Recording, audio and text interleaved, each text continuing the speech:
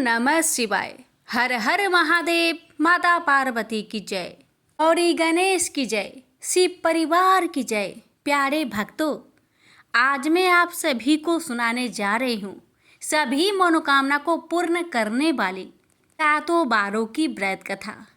इन कथाओं को स्वयं भगवान भोलेनाथ ने सनत कुमार जी से कहा था। मैं वही कथाओं को आपके समक्ष प्रस्तुत करूंगी। इन्हें अगर भक्त श्रद्धापूर्वक प्रतिदिन श्रवण करे तो उनकी सभी मनोकामनाएं अवश्य पूर्ण होगी। ये मैं नहीं कह रही, ये भगवान सदाशिव सनत कुमार जी से कह रहे हैं। तो आइए हम कथा को बड़े ही श्रद्धा से प्रसन्नचित मन से पूरा श्रवण करते हैं और बीच बीच में भोलेनाथ की जयकारा अवश्य लगाते जाए और कमेंट बॉक्स में ओम नमः शिवाय 11 बार अवश्य लिखे।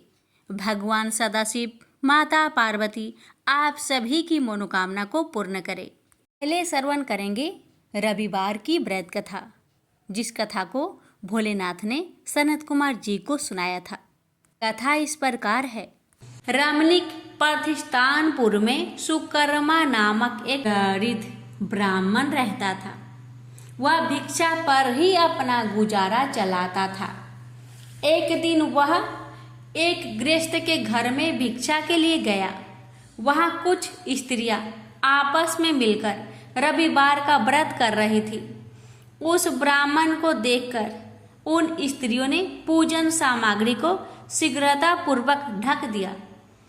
उधर ब्राह्मण को अर्चन विधि जानने की लालसा थी। उसने उन स्त्रियों से कहा, आप सब ने इस व्रत को क्यों ढक दिया? आप सब साध्वी है, कृपा करके मुझसे इस व्रत की विधि कहिए। सम दृष्टि रखने वाले सज्जनों का तो उपकार ही सर्वार्थ है, क्योंकि परोपकार जैसा दूसरा धर्म तीनों लोकों में नहीं है। मैं दरिद्र अवस्था के कारण अत्यंत दुखी हूँ, अतः आप इस उत्तम व्रत का विधान तथा फल मुझे बताएं। मैं इस व्रत को करूँगा। स्त्रियों ने कहा, हे ब्राह्मण, यदि व्रत में उन्माद या प्रमाद अथवा विस्मरण, भक्ति हीनता या अनास्था करोगे तो यह व्रत निष्फल हो जाएगा। अतः इस व्रत को तुम्हें कैसे दे? ब्राह्मण ने कहा, मैं ऐसा नहीं करूँगा। उसकी ऐसी बात सुनकर उन स्त्रियों में से एक प्रौढ़ स्त्री ने उस ब्राह्मण को उस व्रत की विधि बतलाई। उसने कहा, श्रावण मास में शुक्ल पक्ष के पहले रविवार को मौन होकर उठना चाहिए।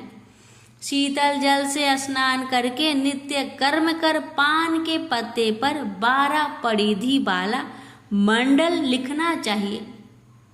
उसे लाल चंदन से सूर्य नारायण के तुल्य गोलाकार लिखना चाहिए। उस मंडल में संज्ञा नाम वाली स्त्री सहित सूर्य का लाल चंदन द्वारा पूजन करना चाहिए। घुटने जोड़कर जमीन पर बैठकर सूर्य के 12 मंडलों पर अलग अलग लाल चंदन से युक्त लावा तथा जपा हुल पुष्प द्वारा अर्घ्य द्वारा भक्ति से सूर्य नारायण को देना चाहिए। अर्घ्य को ताक्षत जपा पुष्प और उपचारों द्वारा युक्त करें। नारिकेल बीज और खाट सकरा से युक्त सूर्य के मंत्र पढ़कर नैवेद्य देना चाहिए। सूर्य के 12 मंत्र द्वारा स्तवन करना चाहिए। 12 बार नमस्कार करना चाहिए। 12 बार प्रदक्षिणा करनी चाहिए। फिर 6 सूतों को एक में मिलाकर उसमें 6 ग्रंथियां लगानी चाहिए। उस सूत्र को भगवान श्री सूर्य नारायण को अर्पण करके उसे अपने कंठ में बांध लेना चाहिए। 12 फल से संयुक्त दान कामन ब्राह्मणों को देना चाहिए। कुपात्र को इस व्रत की विधि नहीं बतानी चाहिए। हे ब्रीफ, इस प्रकार व्रत करने से निर्धन धनवान हो जाता है, निसंतान पुत्रवान हो जाता है, कोढ़ी का कोढ़ मिट जाता है, बंदी खाने में पड़ा हुआ बंदी खाने से छुटकारा प्राप्त कर लेता है। रोगी का रोग मिट जाता है। हे ब्रीफ, अधिक क्या कहूँ, प्राणी जिस जिस वस्तु की इच्छा करता है वह उसको इस व्रत के प्रभाव से प्राप्त हो जाती है। इस विधि से यह श्रावण मास में 4 रविवार हो तो 4 व्रत करे और यदि 5 रविवार हो तो 5 व्रत करे। व्रत के पूर्ण फल की प्राप्ति के लिए उद्यापन करे। हे ब्रीफ, इस प्रकार व्रत करने से कार्य सिद्धि होती है। वह ब्राह्मण उन स्त्रियों से इस प्रकार व्रत की विधि जानकर अपने घर को वापस लौट आया। उसने घर आकर अपनी दोनों कन्याओं को भी व्रत की विधि बतलाई।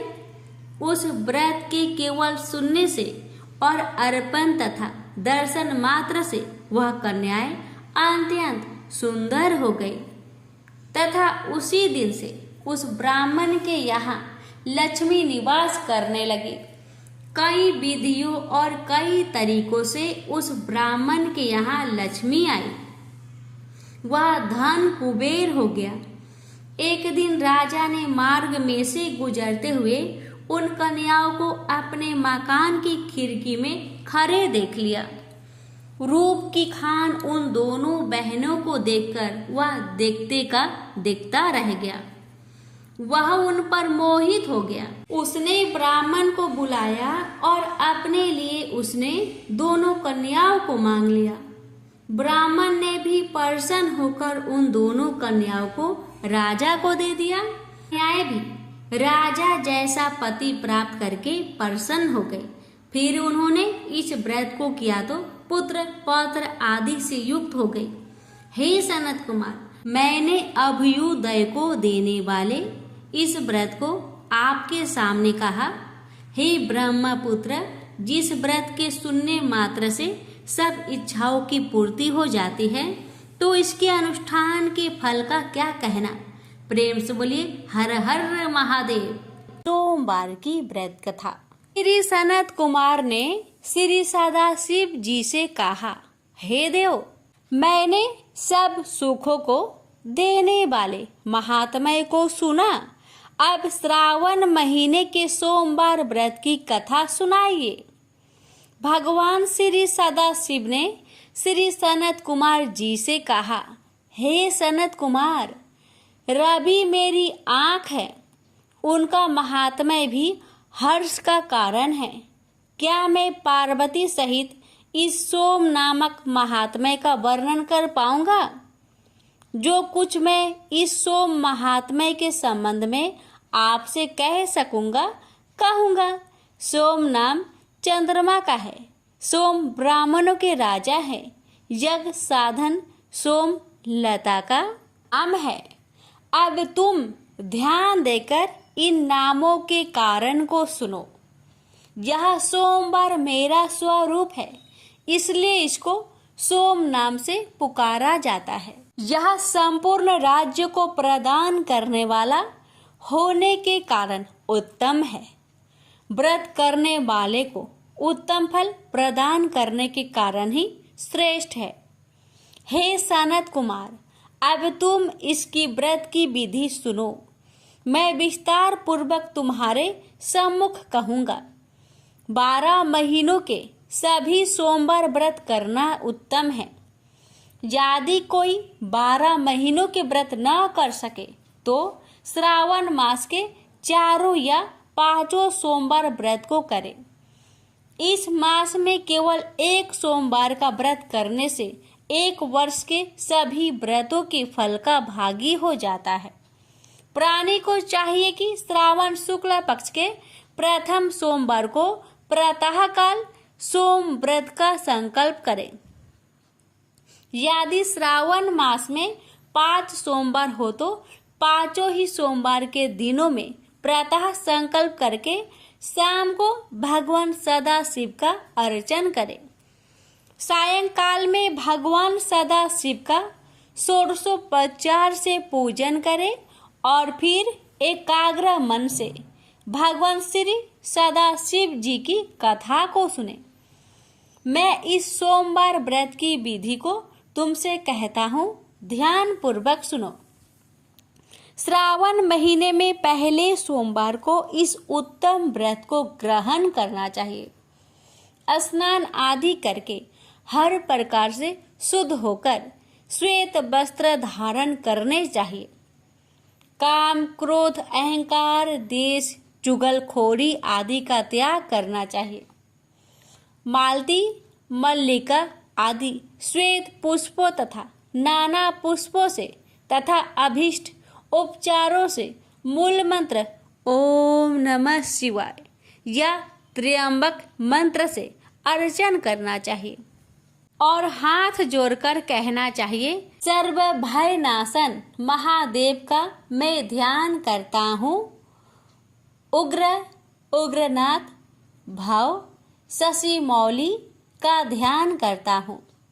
इस प्रकार देवेश का मनोहर उपचारों से अर्चन करना चाहिए। अपने धन के अनुसार इस व्रत को जो करता है उसके पुण्य फल को सुनो। सोमवार के दिन पार्वती के सहित भगवान सदाशिव का अर्चन जो करते हैं वह प्राणी पुनरावृत्ति रहित दुर्लभ लोक प्राप्त करते हैं। इस मास में नक्त व्रत के पुण्य को संक्षेप में कहूँगा। देव तथा दानवों से 7 जन्मों के अमेध जो पाप है वह सब नक्त भोजन से नष्ट हो जाता है। इसमें संचय की रत्ती भर भी गुंजाइश नहीं है। इस उत्तम व्रत को उपवास द्वारा करना चाहिए। इस व्रत के करने से पुत्र की इच्छा वाले को पुत्र की प्राप्ति तथा धन की इच्छा वाले को धन की प्राप्ति हो जाती है और वह इस लोक में सभी भोगों को भोग कर अंत में उत्तम विमान द्वारा रुद्र लोक को जाता है और वहां जाकर भी पूजनीय हो जाता है। इस संसार को असार जानकर मन, धन और जीवन को चलायमान जानकर प्रयत्न से व्रतोद्धापन करना चाहिए। धन का लोभ या मोह त्याग कर अपनी शक्ति के अनुसार भगवान श्री सदाशिव और श्री पार्वती जी की वृषभ पर स्थित सोने की प्रतिमा बनानी चाहिए। सुंदर लिंगो तो भद्र मंडल बनाकर उस पर घट स्थापना करनी चाहिए। घड़े के मुख्य पर तांबे अथवा कांसे का पात्र रखकर उसके ऊपर पार्वती सहित भगवान श्री सदाशिव की प्रतिमा को रखना चाहिए। श्रुति, स्मृति तथा पौराणिक मंत्र द्वारा भगवान श्री सदाशिव का अर्चन करना चाहिए। पुष्प का मंडल बनाकर उसके ऊपर एक रमणीय चंदुआ बांध देना चाहिए। रात को गीत तथा बाधों द्वारा जागरण करना चाहिए। अपने गृह सूत्र विधान द्वारा बुद्धिमान को अग्नि का स्थापन करना चाहिए। वह भावनाशन आदि एकादश नामों द्वारा हवन करना चाहिए। पालस की लकड़ियों से 108 आहुतियां देनी चाहिए। घी, तिल तथा बेल पत्र का षडक्षर मंत्र से हवन कराना चाहिए। आचार्य का पूजन अर्चन कर आचार्य को गौदान में देनी चाहिए। 11 विद्वान ब्राह्मणों को भोजन करवाना चाहिए और उनको 11 घड़े कांसे के पत्रों सहित देना चाहिए। पूजा करने के बाद प्रधान देव तथा देव पर चढ़ी सामग्री आचार्य को दे देनी चाहिए। फिर भगवान सदाशिव से प्रार्थना करनी चाहिए, मेरा व्रत पूर्ण हो, इस व्रत से भगवान सदाशिव प्रसन्न हो। इसके बाद प्रसन्नता पूर्वक अपने परिवार के सदस्यों के साथ मिलकर भोजन करना चाहिए। जो इस विधान द्वारा इस व्रत को करता है वह जिस वस्तु की इच्छा करता है वह उसे प्राप्त हो जाती है। इस लोक में बहुत समय रहकर अपने इष्ट भोगों और पदार्थों को भोग कर अंत में उत्तम विमान द्वारा शिवलोक में जाकर पूजित हो जाता है। इस सोमवार व्रत को पहले भगवान श्री कृष्ण जी ने किया था। उसके पश्चात उत्तम राजाओं और धर्मात्माओं ने किया। सोमवार व्रत के महात्म्य को जो सुनेगा वह भी इस व्रत के फल का भागी होगा। प्रेम से बोलिए हर हर महादेव। मंगलवार की व्रत कथा। भगवान सदाशिव ने श्री सनत कुमार से कहा, अब मैं मंगलवार के व्रत का महात्म्य सुनाऊंगा, ध्यान पूर्वक सुनो। इस व्रत के करने से वैधव का नाश होता है। विवाहोत्तर 5 वर्ष तक इस व्रत को करना चाहिए। इस व्रत का नाम मंगला गौरी व्रत है। यह व्रत ताप का नाश करने वाला है। विवाह के पश्चात पहले मंगलवार के दिन इस व्रत को आरंभ करना चाहिए। पुष्प मंडप का निर्माण करके उसे कदली स्तंभों से सुशोभित करना चाहिए। उसे अनेक प्रकार के सुंदर वस्त्रों तथा फलों से सजाना चाहिए।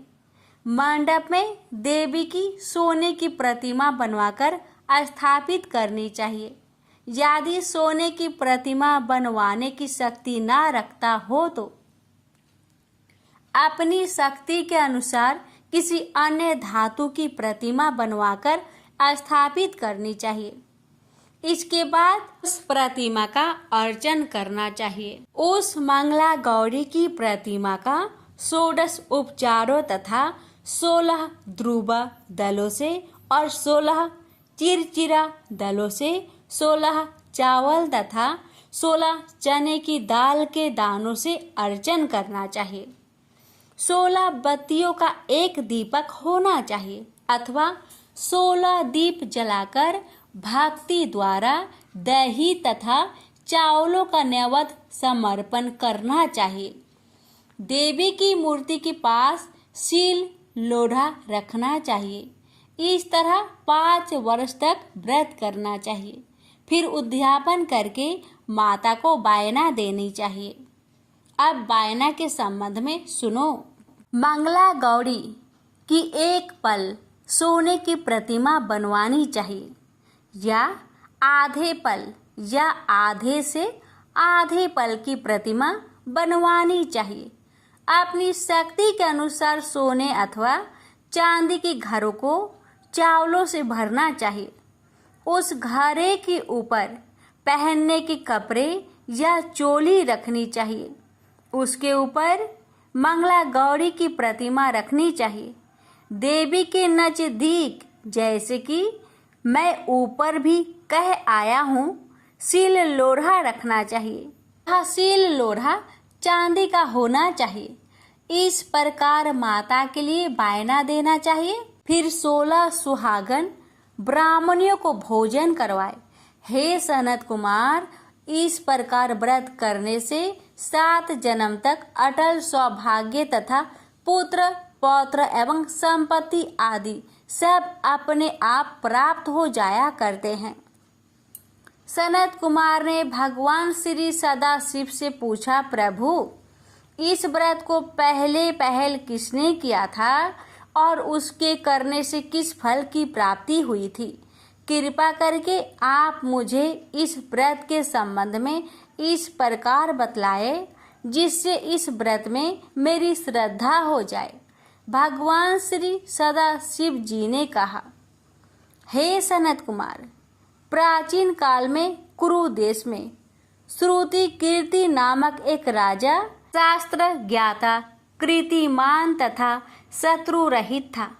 वह 64 कलाओं को जानने वाला तथा धनुर्विद्या में निपुण था। उसके यहाँ संसार की किसी वस्तु की कमी न थी। कमी थी तो केवल एक संतान की। संतान प्राप्ति के लिए वह दिन रात यत्न करता था।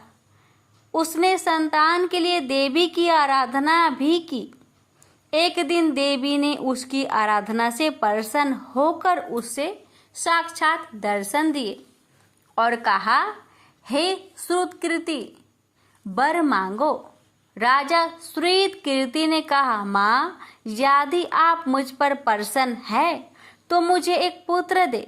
आपकी कृपा से मेरे यहाँ धन्य धान्य आदि किसी चीज की कमी नहीं। बस एक पुत्र का सुख छोड़कर मेरे यहाँ सब आनंद है। राजा के वचन सुनकर देवी मुस्कुराई। उसने कहा, राजन, तुमने एक दुर्लभ वस्तु की याचना की है, फिर भी तुमको पुत्र अवश्य दूंगी, लेकिन तुम मेरी बात को ध्यान देकर सुनो। तुम्हारे यहाँ जो पुत्र होगा वह अत्यंत गुणवान भी होगा, किंतु वह 16 वर्ष से अधिक नहीं जिएगा। हाँ, यदि एक सुंदर अथवा विद्याविहीन पुत्र होगा तो वह बहुत समय तक जीवित रहेगा। देवी की बात सुनकर राजा चिंताग्रस्त हो गया। उसने अपनी रानी से बात की और फिर उसकी बात से गुणी संपूर्ण लक्षण युक्त 16 वर्ष की आयु वाला पुत्र मांगा। देवी ने कहा, राजा, मेरे मंदिर के मुख्य द्वार पर आम का पेड़ है। मेरी आज्ञा है कि तुम उस पेड़ से एक आम तोड़कर अपनी रानी को खाने के लिए दो। उसको खाने से रानी को अश्वमेव गर्भ रहेगा। राजा ने प्रसन्न होकर देवी के मंदिर के मुख्य द्वार पर जो आम का पेड़ था वहां से एक आम तोड़कर अपनी पत्नी को खाने के लिए दिया। रानी ने देवी के आदेश अनुसार फल खाया और 10 मास के पश्चात उसके यहाँ देवपुत्र तुल्य पुत्र पैदा हुआ। हर्ष शोक से संपन्न राजा ने राजकुमार का जातकर्म आदि संस्कार करवाया और भगवान सदा शिव का ध्यान धरकर उसका नाम चिरायु रखा। लड़का अपने माता पिता की देख रेख में चांद की तरह बढ़ने लगा। दिन बीतते गए और उसका 16वां वर्ष आरंभ हो गया। राजा रानी दोनों को चिंता सताने लगी। राजा ने सोचा, मैंने यह पुत्र बड़े कष्ट से प्राप्त किया है, अपनी आंखों में से इसकी मृत्यु कैसे देख सकूंगा। यह विचार करके उसने राजकुमार को उसके मामा के साथ काशी भेज दिया। जाने के समय रानी ने अपने भाई से कहा, तुम कार्पटिक वेश धारण करके राजकुमार को काशी ले जाओ। मैंने इसके जन्म से पूर्व भगवान श्री सदाशिव से प्रार्थना की थी, हे प्रभु, पुत्र प्राप्ति पर मैं उसे जगतपति की यात्रा के लिए भेजूंगी। तुम इसको इस समय काशी ले जाओ कि देह प्राण की रक्षा करना। रानी का भाई अपनी बहन की बात सुनकर भांजे को साथ लेकर काशी चला गया। कई दिन की यात्रा के पश्चात वह आनंद नगर पहुंचा। वहां पर बीरसेन नामक राजा राज्य करता था, जो शास्त्र ज्ञाता, कृतिमान तथा शत्रु रहित था। उस राजा की कन्या मंगल गौरी अपने रूप लावण्य के कारण चहु और प्रसिद्ध थी। मानो वह राजकुमारी आकाश की चांद की तुलना में धरती का चांद थी। इस समय राजकुमार चिरायु तथा उसका मामा आनंद नगर में शहर से बाहर के शाही बगीचे में पहुंचे। उस समय राजकुमारी मंगल गौरी अपनी सखी सहेलियों के साथ खेल रही थी। राजकुमार चिरायु तथा उसका मामा खेलती हुई लड़कियों को देखने लगे। खेलती हुई लड़कियों में से एक ने क्रोध में भरकर राजकुमार को रंडा कहा। उस बालिका को क्रोधित और दुर्वचन कहते देखकर राजकुमारी ने उस बालिका से कहा, हे सखी, तुम दुर्वचन क्यों कहती हो? मेरे संग अयोग्य वाणी बोलने वाली कोई भी स्त्री नहीं है। देखो, मंगला गौरी के प्रसाद एवं मंगला गौरी व्रत के प्रभाव से मेरे हाथ से जिसके माथे पर चावल गिर जाए, उसके साथ मेरा विवाह हो जाने पर यदि वह थोड़ी आयु वाला है तो भी चिरायु हो जाएगा। इसके बाद सब बालिकाएं अपने अपने घर को लौट गई। उस दिन राजकुमारी का विवाह वाली हक देश के ढिंढ ढरमा राजा के पुत्र सुकेत नाम वाले राजकुमार से होने वाला था। लेकिन सुकेत मूर्ख, कुरूप तथा बहरा था।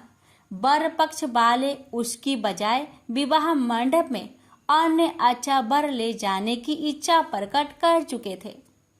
विवाह के पश्चात सुकेत के बजाय प्रस्तुत वर को भगा दिया जाएगा और सुकेतु बालिहक देश को अपनी पत्नी को लेकर लौट जाएगा। ऐसा विचार करके वर पक्ष के कुछ आदमी चिरायु के पास जाकर उसके मामा से कहने लगे, यह बालक तुम हमें दे दो, इसके द्वारा हमारा कार्य सिद्ध होने वाला है। इस भूमि पर परोपकार जैसा अन्य कोई धर्म नहीं है। उन लोगों की बात सुनकर चिरायु का मामा प्रसन्न हो गया, क्योंकि वह बगीचे में मंगल गौरी की बात सुन चुका था। उसने वर पक्ष वालों से कहा, आप लोग इस लड़के को क्यों चाहते हैं? विवाह के लिए वस्त्र, गहने आदि तो मांगे जा सकते हैं, लेकिन कोई वर थोड़े ही मांगा जाता है। फिर भी मैं आपकी बात रखता हुआ लड़का आपको दे रहा हूँ। वर पक्षी जन राजकुमार चिरायु को विवाह मंडप में ले गए और विवाह कार्य सिद्ध हो गया। जब सप्तपदी आदि कार्य होने के बाद रात में राजकुमार मंगल गौरी के साथ सोया ही उसका 16वां वर्ष समाप्त हो रहा था। ठीक उसी समय काल सांप के रूप में वहां आया। संयोगवश उसी समय राजकुमारी की नींद खुल गई और वह सांप को देखकर मारे भय के कांपने लगी। फिर उसने भय त्याग कर सांप की पूजा की, पीने के लिए उसे बहुत सा दूध दिया, प्रार्थना की, दिन बानी से उसकी स्तुति की। मंगल गौरी ने कहा, मैं उत्तम व्रत करूंगी, मेरे पतिदेव जीवित हो जाए और चिरंजीवी हो। देखते ही देखते सांप कमंडल में प्रवेश कर गया। अपनी कुछ की चोली से राजकुमारी ने कमंडल का मुख बांध दिया। उस समय राजकुमार अपने शरीर के अंगों को ऐंठते हुए जाकर उठकर बैठ गया। उसने राजकुमारी से कहा, मुझे बहुत भूख लगी है। राजकुमारी ने माता के समीप जाकर लड्डू आदि लाकर राजकुमार को खाने के लिए दिए। राजकुमार ने प्रसन्न होकर भोजन किया। हाथ धोते समय उसके हाथ से अंगूठी गिर गई। वह पान खाकर दोबारा सो गया। उसके सोने के बाद राजकुमारी कमंडल को बाहर फेंकने के लिए गई, लेकिन विधि के विधान से बाहर जाते समय चमकते हुए हार की चमक देखकर चकित रह गई। उसने उस घट में स्थित हार को अपने गले में पहन लिया। थोड़ी रात बाकी रहने पर चिरायु का मामा आकर उसे ले गया। चिरायु के जाने के बाद वर पक्षी जन सुकेतु को वहां ले आए। मंगल गौरी ने जब सुकेतु को देखा तो कहा, यह मेरा पति नहीं है। इस पर वर पक्षी जनों ने राजकुमारी से कहा, हे देवी, यह तुम क्या कह रही हो? यदि कोई पहचान हो तो कहो। मंगल गौरी ने कहा, रात को मेरे पति ने जो मुझे जराऊ हार दिया है, उस हार के रत्नों की सुंदरता यह बताए, यह कोई अन्य ही है। रात्रि में अम्र सेचन के समय मेरे पति का केसरयुक्त पद मेरी जांग में लगा हुआ है। सब लोग उसे देखो। रात के समय मेरे पति और मेरे पति के बीच जो बातचीत हुई है और हमने क्या भोजन किया था, ये भी बतलाए तो यह मेरा पति होगा। मंगल गौरी की बात सुनकर वर पक्षी जनों ने कहा, ठीक है, लेकिन सुकेतु उपरोक्त प्रश्नों में से किसी एक का भी उत्तर नहीं दे सका। इस पर कन्या पक्ष वालों ने उसके साथ राजकुमारी को भेजने से इनकार कर दिया और वर पक्षी जन अपना सा मुंह लेकर जैसे आए थे वैसे ही लौट गए। मंगल गौरी के पिता महाराजा वीरसेन ने प्रसन्न होकर एक महान यज्ञ रचाया। उसने ये भी सुना कि बर पछिए जन किस प्रकार अपने कुरूप राजकुमार के बजाय किसी अन्य सुंदर युवक को विवाह के मंडप में ले आए थे और उसके साथ मंगल गौरी का विवाह हुआ था।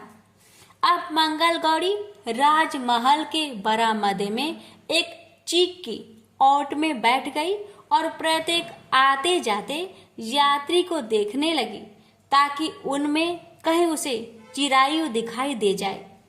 उधर चिरायु भी अपने ससुराल का हाल जानने के लिए अपने मामा के साथ वहां आन पहुंचा।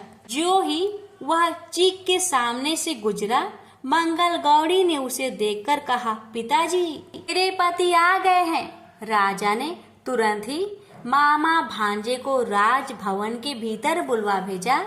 मंगल गौरी की बतलाई हुई सब निशानियां चिरायु में मौजूद थी। राजा ने वस्त्र भरण, अश्वगज, रथ तथा अन्य बहुत सी चीजें के साथ मंगल गौरी चिरायु के साथ कर दी। उसके बाद चिरायु राजा बीरसेन से विदा होकर अपनी पत्नी एवं मामा के साथ कुल नंदन सेना सहित अपने नगर को गया। जब उसके माता पिता ने लोगों के मुख से उसकी आपसी के संबंध में सुना तो उन्हें इस बात का विश्वास नहीं हुआ। वह सोचने लगे कि भाग्य के विपरीत कैसे हो सकता है। वह अभी यह सोच ही रहे थे कि राजकुमार चिरायु ने माता और पिता के चरणों में प्रणाम किया। माता ने उसका सिर सूंघा और उसके आनंद का कोई पारावर न रहा। फिर उसने पुत्र वधू को अपनी गोदी में बैठाकर उससे सारा हालचाल पूछा। भगवान शंकर बोले, हे महान मुने, मंगल गौरी ने उसको व्रत महात्म्य तथा पिछला समस्त घटनाक्रम बतलाया। हे सनत कुमार, मंगल गौरी के कारण ही तभी से यह व्रत मंगल गौरी के नाम से प्रसिद्ध हुआ। इसे जो कोई भी सुनेगा अथवा इसका कीर्तन करेगा उसके सभी मनोरथ सिद्ध हो जाएंगे, इसमें संशय नहीं है। श्री सूत जी बोले, हे ऋषिगण, भगवान शंकर ने सनत कुमार से इस व्रत को कहा और वह इस कार्य की सिद्धि वाले व्रत को सुनकर गदगद हो उठे। उनको इसके सुनने से परमानंद की प्राप्ति हुई। प्रेम से बोलिए हर हर महादेव। बुध तथा बृहस्पतिवार की व्रत कथा। भगवान शंकर बोले, सनत कुमार, आप में पाप ताप को हरने वाले बुध तथा बृहस्पति के व्रत को कहूँगा, जिनको श्रद्धा व प्रेम के साथ करने से प्राणी को उत्तम सिद्धि की प्राप्ति होती है। ब्रह्मा जी ने चंद्रमा को ब्राह्मणों के राज्यसन पर अभिषिक्त किया था। किसी समय चंद्रमा ने श्री बृहस्पति की तारा नामक स्त्री को देखा। वह संपूर्ण लक्षण संपन्न, उमरती जवानी युक्त, रमणीय रूप लावण्य संपन्न थी। चंद्रमा उस रूप की खान अत्यंत सुंदर तारा को देखकर मोहित हो काम के बस में हो गया और अपने घर रखकर चंद्रमा ने अपने बल से गुरु पत्नी का उपभोग किया। बहुत काल बीत जाने पर उसके यहाँ एक पुत्र हुआ जिसका नाम बुध रखा और जो विद्वान, रूपवान तथा सर्व लक्षणों से युक्त था। बृहस्पति अपनी पत्नी को तलाश करते हुए चंद्रमा के यहाँ पहुँचे और उससे कहा, मेरी पत्नी मुझे वापस लौटा दो। तुमने गुरु पत्नी के साथ कैसे गमन किया है? इस पाप से भला तुम्हारा किस प्रकार छुटकारा होगा? इस महापाप की ओर तुम्हारी बुद्धि किस प्रकार गई? अब तुम चुपचाप मेरी स्त्री को मुझे वापस लौटा दो और स्वयं प्रायश्चित करके पाप से रहित हो जाओ। यदि तुम इसे वापस नहीं लौटाओगे तो मैं इंद्र सभा में जाकर तुम्हारे इस पाप को कहूँगा। बृहस्पति के इस प्रकार कहने पर भी चंद्रमा ने तारा को नहीं लौटाया। तब बृहस्पति देव सभा में गए और वहां जाकर फरियाद की कि मेरी पत्नी का चंद्रमा ने अपहरण कर लिया है और वह मांगने पर भी पत्नी को लौटा नहीं रहा है। हे इंद्र, आप देवराज है, आप चंद्रमा से कहकर मेरी पत्नी मुझे वापस दिलवा दीजिए, नहीं तो चंद्रमा ने जो पाप किया है वह आपको लगेगा।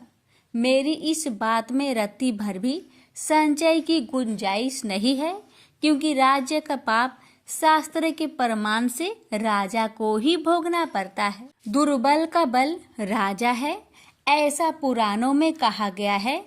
इंद्र ने चंद्रमा को बुलवाया और उससे कहा, हे चंद्र, गुरु बृहस्पति की पत्नी वापस लौटा दो। किसी दूसरे की पत्नी के साथ गमन करने को पाप कहते हैं, लेकिन गुरु की पत्नी के साथ गमन करना महापाप है। अतः हे चंद्र, तुम गुरु की पत्नी बिना विचार ही वापस लौटा दो। देवराज इंद्र के वचन सुनकर चंद्रमा ने कहा, आपके आदेश अनुसार मैं इनकी पत्नी को इनको वापस लौटा देता हूँ, मगर मैं अपना पुत्र इनको बिल्कुल नहीं दूंगा, क्योंकि यह पुत्र मेरा है। चंद्रमा की इस बात से देवताओं को संशय पैदा हो गया, यह पुत्र किसका है? यह तो तारा ही ठीक ठीक बतला सकती है। उन्होंने बृहस्पति की पत्नी तारा को बुलाकर पूछा, हे कल्याणी, तुम सच सच कहो कि यह पुत्र किसका है, झूठ बिल्कुल नहीं बोलना। लज्जा से संपन्न तारा ने कहा, यह बालक चंद्रमा का औरस तथा बृहस्पति का क्षेत्रज पुत्र है। अब आप जिसको उचित समझे दे दीजिए। तारा की बात सुनकर देवताओं ने बालक बुध चंद्रमा को दे दिया। गुरु को दुखी देखकर देवताओं ने दोनों को वर दिया। चंद्रमा से कहा, हे चंद्र, तुम घर जाओ, यह पुत्र तुम्हारा है। चंद्रमा तथा बृहस्पति पुत्र यह ग्रह होगा। हे सूर्याचार्य, तुम और भी शुभ वर को ग्रहण करो। जो मेधावी दोनों का मिलकर एक साथ व्रत करेगा उसे सब सिद्धियों की प्राप्ति होगी। यह बिल्कुल सत्य है और इसमें रत्ती भर भी संचय की गुंजाइश नहीं है। भगवान सदाशिव के प्रिय मास श्रावण में जो लोग बुध और गुरुवार के दिन अर्चन करेंगे, उनके खजाने की अभिवृद्धि होगी तथा उसका क्षय नहीं होगा। नैवेद्य दही भात से दोनों मूर्तियां लिखनी चाहिए। तो मूर्तियों को झूले पर लिखकर अर्चन करता है, वह दीर्घ आयु तथा संपूर्ण गुणों से युक्त पुत्र प्राप्त करता है। जो मनुष्य खजाने में मूर्ति लिखकर अर्चन करता है, उसके खजाने की अभिवृद्धि होगी तथा उसका क्षय नहीं होगा। पाकशाला में लिखकर अर्चन करने से पाक वृद्धि और देवागार में लिखकर अर्चन करने से देव की दया प्राप्त होती है। शयनागार में लिखकर अर्चन करने से स्त्री का वियोग कभी नहीं हो पाता। धान्य गृह में लिखकर अर्चन करने से धान्य की वृद्धि हो जाती है। इस प्रकार यथास्थान उसका फल होता है। 7 वर्ष व्रत करके उद्यापन करना चाहिए। पहले दिन आधिवासन करके रात में जागरण करना चाहिए। सोने की मूर्ति बनवाकर विधि पूर्वक उसका अर्चन करना चाहिए। षोडशोपचार द्वारा अर्चन करना श्रेष्ठकर है। बाद में हवन करना चाहिए। तेल, घी तथा खीर प्रज्वलित अग्नि में देनी चाहिए। चिचिरा तथा पीपल की समाधियों से हवन करके पूर्ण आहुति डालनी चाहिए। मामा तथा भांजे को भोजन करवाकर अन्य ब्राह्मणों को भोजन करवाना चाहिए और स्वयं भी भोजन करना चाहिए। इस प्रकार 7 वर्ष तक व्रत करने वाला व्रती अपने सब इच्छाओं को पूर्ण कर लेता है। जो विद्या की कामना करता है उसको विद्या की प्राप्ति हो जाती है। वह वेदों तथा शास्त्रों का मर्म जान लेता है। उसे बुद्ध ज्ञान एवं गुरु गुरुता प्रदान करते हैं। सनत कुमार ने भगवान सदाशिव से कहा, प्रभु, आपने जो मामा भांजे को भोजन करवाने के लिए कहा है, इसका कारण कहिए। भगवान सदाशिव ने कहा, हे सनत कुमार, प्राचीन काल में एक मामा तथा उसका भांजा दोनों दरिद्र थे। वह एक दिन भोजन के लिए घूमते घूमते एक सुंदर नगर में जा निकले। उन्होंने श्रावण महीने में उस नगर में प्रत्येक बार का व्रत करते हुए लोगों को देखा, लेकिन बुद्ध तथा गुरु का व्रत करते हुए किसी को नहीं देखा। उन मामा भांजे दोनों ने विचारा कि सभी स्थानों पर सूर्य तथा अन्य बारों का व्रत होते देखा है, पर बुध और गुरुवार का व्रत होते कहीं नहीं देखा। क्यों न हम दोनों इस व्रत को करें। यह अनिश्चित व्रत है, इसे हम करेंगे, लेकिन विधि विधान न जानने के कारण वह दोनों संशयापन्न हो गए। तब उसी रात उन दोनों को सपने में व्रत करने की विधि ज्ञात हो गई। उस विधि के अनुसार दोनों ने व्रत किया तो उनको बड़ी भारी संपत्ति की प्राप्ति हुई और वह दोनों धन कुबेर हो गए। उनका ऐश्वर्य दिनों दिन बढ़ता गया। इस तरह पूरे 7 वर्ष तक व्रत करके वह पुत्र पौत्र आदि से संपन्न हो गए।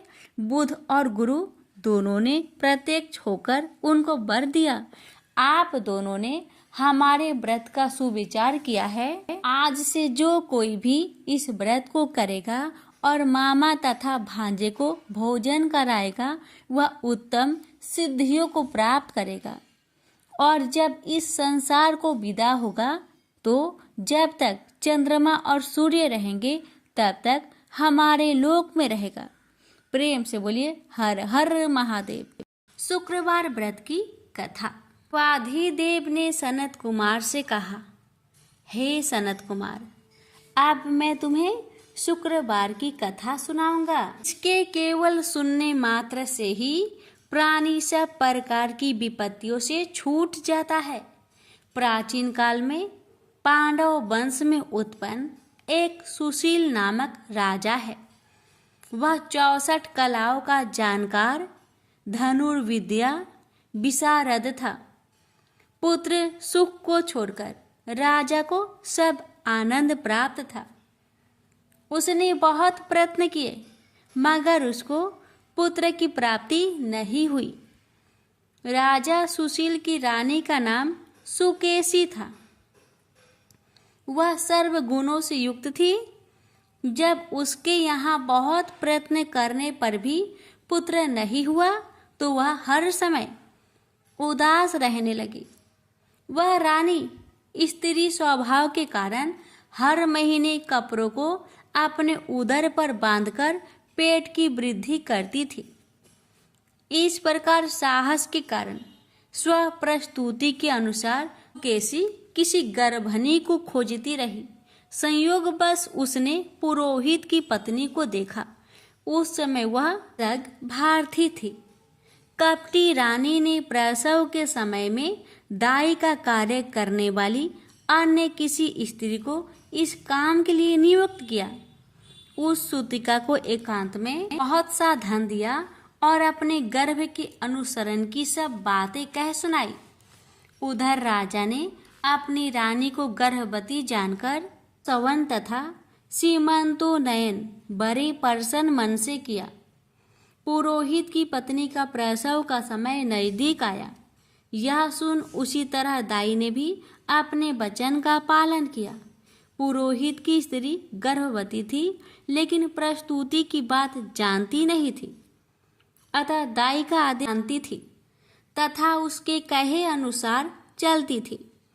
पुरोहित की स्त्री द्वारा वंचना कराने के लिए दाई ने उसकी आंखों पर पट्टी बांध दी और उसके यहाँ उत्पन्न हुआ पुत्र किसी दासी द्वारा रानी के पास भेज दिया। इस प्रकार रानी के पास उस पुरोहितानी के पुत्र के पहुंच जाने की किसी को कानों कान खबर ना हुई।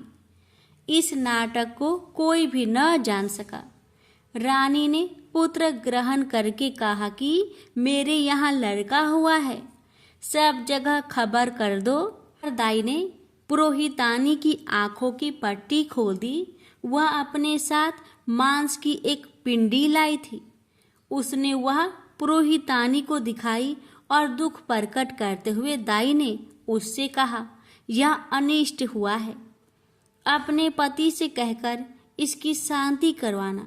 पुत्र नहीं हुआ तो न सही, किंतु तुम्हारे प्राण तो बच गए हैं ना। पुरोहितानी को प्रसव के विषय में चिंता हुई। क्या इसने कपट किया है? वह असंदिग्धा अवस्था में थी।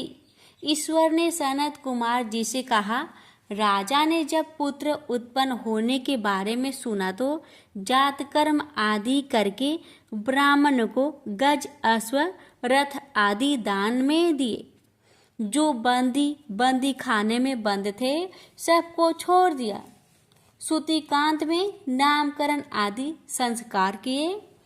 राजा ने राजकुमार का नाम प्रियव्रत रखा। श्रावण मास आने पर पुरोहित पत्नी ने शुक्रवार के दिन भक्ति द्वारा जीवंतिका का अर्चन किया। द्वार पर जीवंतिका की मूर्ति अंकित करके पुष्प माला से अर्चन कर 5 दीपक जलाए। गेहूं के आटे की दीपक बनवाकर जलाती और आप भी गेहूं की आटे को शुद्ध घी में पकाकर भोजन करती। भोजन के पश्चात कहती, हे कृपानिधे, जहाँ पर भी मेरा पुत्र हो उसे रक्षित रखना। यो प्रार्थना करने के पश्चात वह कथा सुनती और यथाविधि नमस्कार करती। जीवंतिका के प्रसाद से वह बालक चांद की तरह बढ़ने लगा और पुरोहितानी की भक्ति से प्रसन्न होकर जीवंतिका उसी रात दिन रक्षा करने लगी। कुछ काल बीतने पर राजा मर गया। पितृभक्त पुत्र ने पिता की पारलौकिक क्रिया की। फिर मंत्रिमंडल ने उसको राज सिंहासन पर बैठा दिया। उसने कुछ काल तक राज्य की भली भांति देखरेख की और उसके बाद राज्य का भार वृद्ध मंत्री को सौंपकर आप पितृ ऋण से मुक्ति प्राप्त करने के लिए गया को रवाना हो गया। उसने यह यात्रा राजकीय भेष को त्याग कर कार्पटिक भेष में की। मार्ग में एक गृहस्थ के यहाँ ठहरा। उस गृहस्थी के यहाँ पुत्र हुआ था। इससे पहले उस गृहस्थी के यहाँ जो 5 पुत्र हुए थे उनको क्रमशः षष्ठी देवी ने मार डाला था। लेकिन इस लड़के के पैदा होने के 5 दिन बाद राजा उस गृहस्थ के मकान में सो रहा था कि रात को षष्ठी देवी उस बालक को मारने के लिए आई। इस पर षष्ठी देवी को जीवंतिका ने कहा, हे षष्ठी देवी, इस राजा को लांग कर मत जाना। इस प्रकार जीवंतिका के मना करने पर भी जब षष्ठी देवी नहीं मानी और आगे बढ़ी तो उसके किए से कुछ ना हो सका और वह खाली हाथ वापस लौट गई। गृहस्थ ने जब अपने लड़के को जीवित देखा तो राजा को उसने लड़के का जीवन दाता जानकर राजा से प्रार्थना की, हे राजन, आप आज का दिन मेरे मकान पर ही ठहरे, क्योंकि आपकी कृपा से ही मेरा यह 6वां पुत्र जीवित बचा है। उस गृहस्थ की ऐसी प्रार्थना सुनकर राजा एक दिन के लिए वहां रुक गया। इसके बाद वह गया पहुंच गया और पिंड दान देने लगा। वहां विष्णु पद पर पिंड देते हुए उसे आश्चर्य हुआ। उसने देखा कि पिंड को ग्रहण करने के लिए 2 हाथ बाहर निकले हैं। यह कौतुक देखकर राजा चकित रह गया। ब्रह्मज्ञ से राजा ने विष्णु पद को ही पिंड दिया और एक विद्वान ब्राह्मण से पूछा कि ये सब मामला क्या है। उस ब्राह्मण ने कहा, राजन, यह दोनों हाथ तुम्हारे पिता के हैं। घर जाकर अपनी माता से पूछना कि ऐसा क्यों कर हुआ है। यह सब क्या है, यह तुम्हारी माता ही बताएगी। राजा उदास तथा दुखित होकर अपने मन में अनेक तरह के विचार करने लगा। लौटते समय राजा फिर उस गृहस्थी के यहाँ ठहरा जहाँ पर कि यह यात्रा को जाते समय ठहरा था। उस गृहस्थ के यहाँ अब दूसरा लड़का हुआ था। जिसको पैदा हुए आज 7वां दिन था। इस दूसरे लड़के को ग्रहण करने के लिए रात को षष्ठी देवी वहां आई।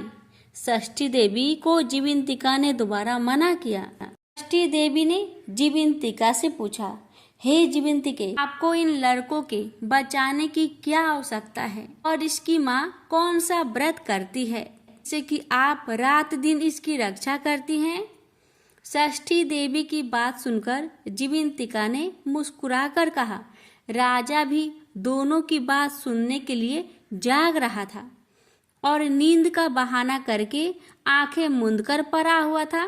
जीवंतिका ने कहा, हे षष्ठी देवी, इसकी माँ श्रावण के महीने में शुक्रवार के दिन पूजन तथा व्रत नियम अनुसार करती है।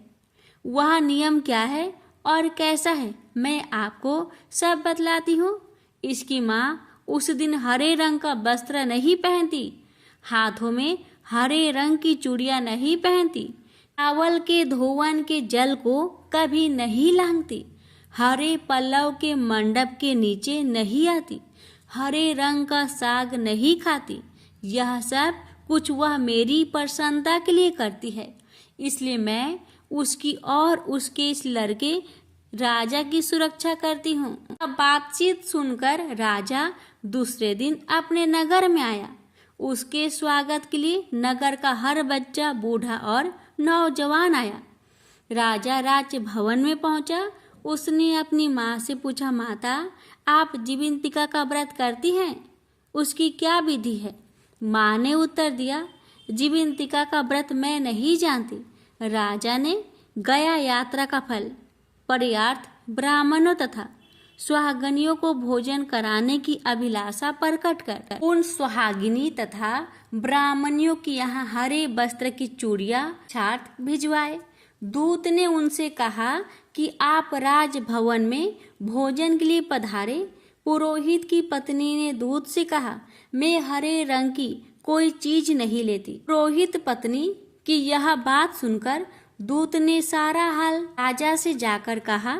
राजा ने तब दूत के हाथ लाल रंग के वस्त्र, फल और अन्य वस्तुएं पुरोहितानी के यहाँ भिजवाई, जिसको उसने ग्रहण कर लिया।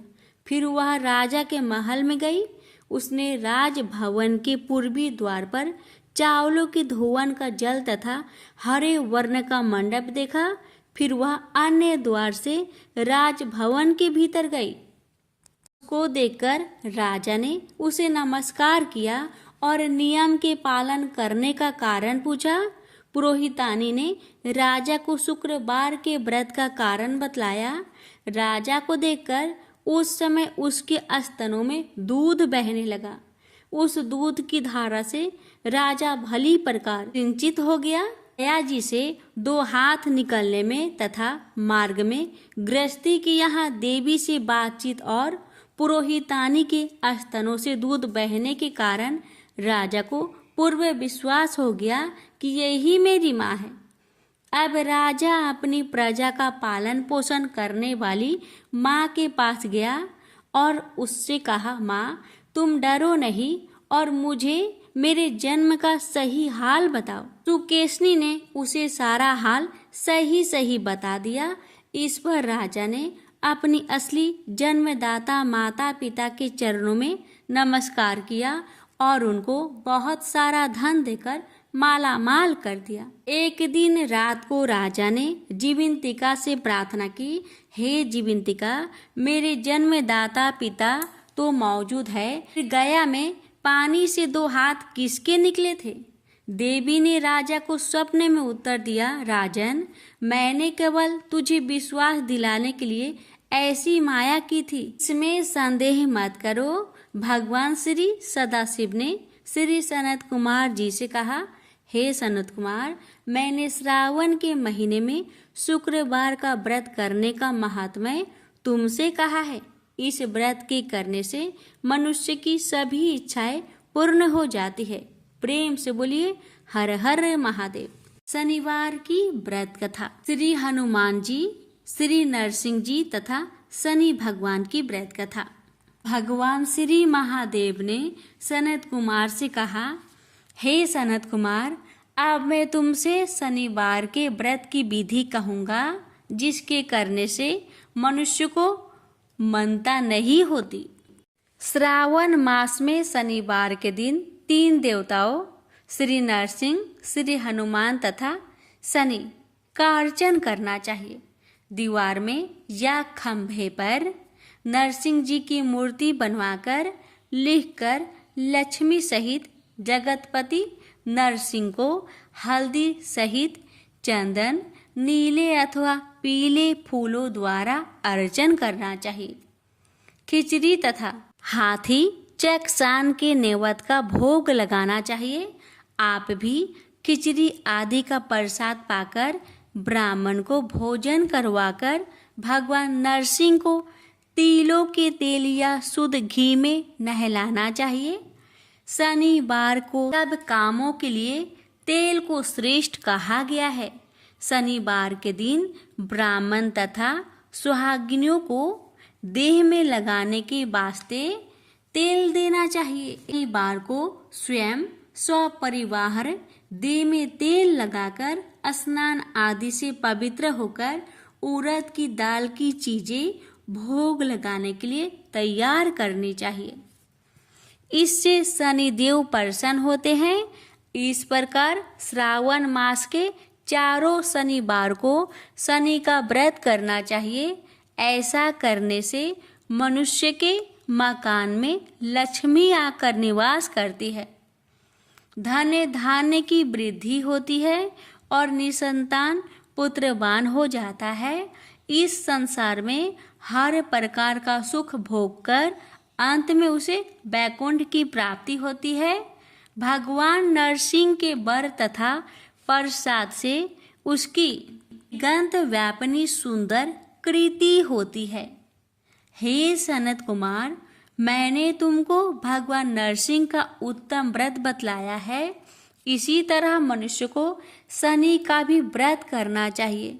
अब मैं तुम्हें शनि के व्रत के संबंध में बतलाऊंगा, ध्यान पूर्वक सुनो।